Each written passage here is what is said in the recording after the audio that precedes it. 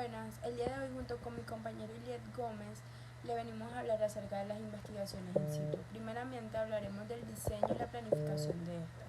Bueno, las investigaciones in situ constituyen la parte esencial de los estudios geológicos y técnicos necesarios para que se dé un proyecto de ingeniería.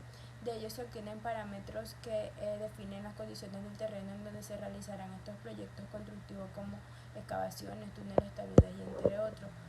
Pues primero nos permitirá determinar las condiciones geológicas del trabajo, de la zona de trabajo, como el tipo y las características de los materiales geológicos que la componen, la orientación y características de las discontinuidades. Nos permitirá conocer problemas geológicos que podrían afectar la construcción, como zonas tectonizadas, cavidades, filtraciones importantes, suelos blandos y expansivos, y nos permitirá cuantificar los datos de las propiedades resistentes y deformacionales del suelo, de la matriz rocosa y del macizo rocoso, para posteriormente usar estos datos para las clasificaciones geomecánicas de dicho macizo y aportar criterios para el diseño. Las investigaciones geotécnicas deben ir acorde a las distintas fases de un proyecto. Primeramente tenemos lo que son los estudios previos, en los que se da una definición conceptual del proyecto, se hacen estudios informativos y de viabilidad y se hace una revisión bibliográfica de información disponible a través de fotointerpretación y se hace una visita y reconocimiento de campo. Se tiene en cuenta lo que es la geología regional, la topografía, la hidrogeología y la litología. Luego sigue lo que es la fase del anteproyecto, que se da la selección de rutas, estudio de soluciones y estimación aproximada de costos. Se hace una cartografía geológica a escala 1:5000 o 1:10000 y se toman datos hidrológicos e hidrogeológicos identificando zonas inundables, kársticas, entre otras. También se hacen investigaciones geotécnicas básicas como sondeos, calicatas, prospección geofísica y ensayos de laboratorio. También, en la fase de proyecto se da una definición detallada de soluciones, diseño, presupuestos, plazos y condiciones. Se hacen investigaciones geotécnicas detalladas a través de ensayos in situ y se hace ya una cartografía detallada a una escala 1:500 o 1:2000. Luego tenemos la fase de construcción, en la que se hace una verificación del proyecto, un control en la obra y los tratamientos de mejora del mismo. Se hace un seguimiento geotécnico. Y por último tenemos las fases de explotación, en la que se hace una auscultación y un control de la interacción de la nueva estructura con el terreno. Ante la importancia de las investigaciones in situ, tanto desde el punto de vista técnico como económico, resulta esencial planificar adecuadamente las campañas adaptándose a las condiciones y objetivos del proyecto. Los principales factores a considerar en la planificación son los siguientes: objetivos del proyecto, acciones y solicitudes de las estructuras sobre el terreno, la información previa disponible, las condiciones geológicas regionales y locales, accesos y características fisiográficas de la zona, selección de los métodos de investigación y presupuestos y plazos. Las campañas de investigación in situ deben ser planificadas y supervisadas por especialistas en geotecnia, partiendo de la información disponible, la fotointerpretación de la zona y el reconocimiento previo de campo. La información y reconocimientos previos aportan los datos que permiten planificar estas investigaciones in situ, tales como la descripción geológica general de la zona, zonas y rutas, principales grupos litológicos, las geomorfologías y aspectos hidrogeológicos generales, previsión de posibles problemas geotécnicos o incertidumbres geológicas que puedan afectar al proyecto y las principales propiedades y datos a obtener, además de las condiciones fisiográficas y ambientales para la realización de trabajos de campo. Ahora tenemos los estudios previos. Estos estudios previos tienen como objetivo el conocimiento geológico general de la zona en donde se va a realizar el proyecto. Gran parte de estos estudios se basan en la revisión de la información disponible. A partir de los estudios previos se planifican las investigaciones in situ y se valoran los factores geológicos, incluyendo los riesgos que puedan condicionar la viabilidad del proyecto. Por esto se tiene en cuenta la materia prima a usar, como es la topografía, la fotointerpretación y detección, la geología, los problemas geotécnicos, la hidrogeología e hidrología, los datos meteorológicos, los datos sísmicos, la minería y las canteras, que puedan existir en las zonas, el uso de suelos, los datos medioambientales y de recursos naturales, las construcciones y servicios existentes. Todo esto a través de documentaciones como lo son mapas topográficos, fotografías aéreas, imágenes satelitales, mapas geológicos, informes y memorias geológicas, mapas edafológicos, publicaciones geotécnicas, informes geotécnicos y mapas geotécnicos, entre otros. En los estudios previos se deben hacer unos reconocimientos en campo. Entre ellos tenemos lo que son los datos geológicos, el tipo de litologías, estratificaciones, estructuras geológicas, zonas de alteración y grados de meteorización, morfologías, condiciones geomorfológicas, evolución morfológica del terreno.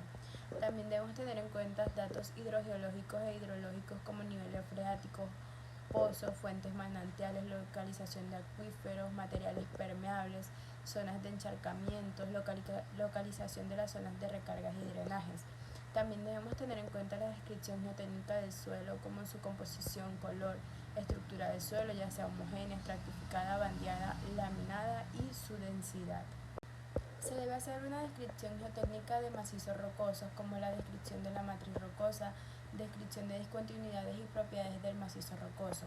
Se debe también estudiar la inestabilidad del terreno a través de indicios o señales de deslizamientos o desprendimientos, áreas de erosión intensa, zonas afectadas por subsidencias, hundimientos y cavidades.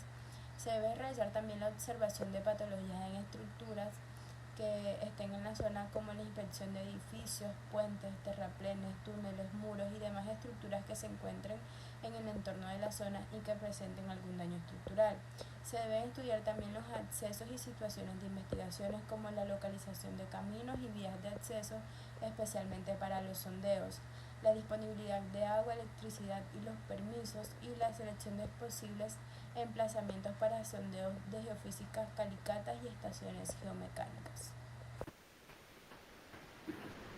Buenas noches, mi nombre es Iliel Gómez del programa de Ingeniería Geológica y les vengo a hablar sobre sondeos geotectónicos. Los sondeos geotectónicos se caracterizan por tener un diámetro pequeño, por su ligereza y su versatilidad, y por su fácil desplazamiento a las áreas de interés. Tenemos varios tipos de sondeos geotectónicos en donde tenemos el sondeo de rotación. Este nos permite atravesar cualquier tipo de suelo y de roca a profundidades entre 1 metro y 1000 metros con distintas inclinaciones.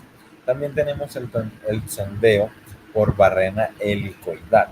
Esta ya sí es un poco más limitada, dado que nos permite analizar suelos mucho más blandos y cohesivos.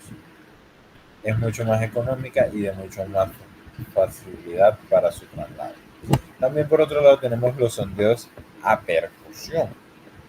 Estos ya son utilizados en lo que son suelos más granulares y mucho más cohesivos y tienen una profundidad máxima de 30 a 40 metros. Por otro lado tenemos lo que son las calicatas, que son excavaciones que nos permiten observar directamente el suelo, y estas son utilizadas para la realización de ensayos in situ. Hay que tener en cuenta que las calicatas van desde 1 a 4 metros y que antes de realizar estas calicatas hay que hacer un previo estudio y asegurarnos de que el suelo en donde vamos a hacer nuestras exploraciones pueda ser excavado mediante medios mecánicos. Existen varios tipos de muestreo, en donde tenemos el muestreo de sondeo, que son la extracción de testigos que no se ponen en contacto con nada en la superficie, son depositados en cajas especiales y se dirigen a su análisis correspondiente. Tenemos el muestreo de agua, tenemos el muestreo inalterado, que es sacar de la roca madre o el macizo rocoso aquellas muestras que no están sufriendo ningún tipo de recristalización ni ningún tipo de alteración por erosión, agua, viento, etcétera. Tenemos las muestras alteradas, que son muestras que conseguimos en superficie y dado el agente externo que las esté moldeando, vamos a encontrar ya alteraciones tanto físicas como químicas. Por otra parte tenemos los testigos parafinados. Entre otros métodos tenemos lo que es la prospección geofísica, que son técnicas no destructivas de investigación directas complementarias de los ensayos in situ. En la prospección geofísica lo que hacemos es, a través de un tomógrafo, analizar la corriente que fue inducida a través de nodos y electrodos al suelo.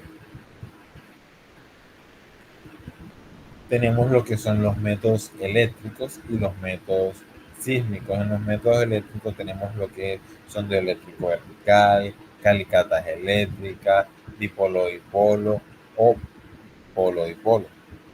Estos son métodos en donde le inyectamos corriente al suelo y podemos generar bloques en diagrama en 3D. ¿Cuál es la diferencia entre los eléctricos y los sísmicos? Que los sísmicos nos dan solo información en cuanto a lo que son eh, los macizos rocosos que se encuentran por debajo a través de un modelo en 2D, y los eléctricos nos generan un modelo en 3D. En los métodos sísmicos tenemos el de refracción y reflexión. Esto, la única diferencia que tiene es la incidencia de esos rayos. Mientras uno llega al suelo y nos manda la señal directa de cómo va el otro, simplemente llega, se encuentra con nuestro suelo o nuestro macizo rocoso y manda un rayo que se refleja en la parte superior, en donde a partir de un nodo es captado y nos genera nuestra señal. Tenemos los metros eléctricos, electromagnéticos, en donde podemos observar que nos genera un diagrama en 2D de todas aquellas capas que se encuentran por debajo de superficie. Tenemos los métodos gravimétricos, que nos generan un modelo de perfil en 2D, y tenemos los métodos magnéticos que también nos generan un perfil en 2D, pero este perfil solo es de afloramientos ferromagnesianos o polimetálicos. Muchas gracias.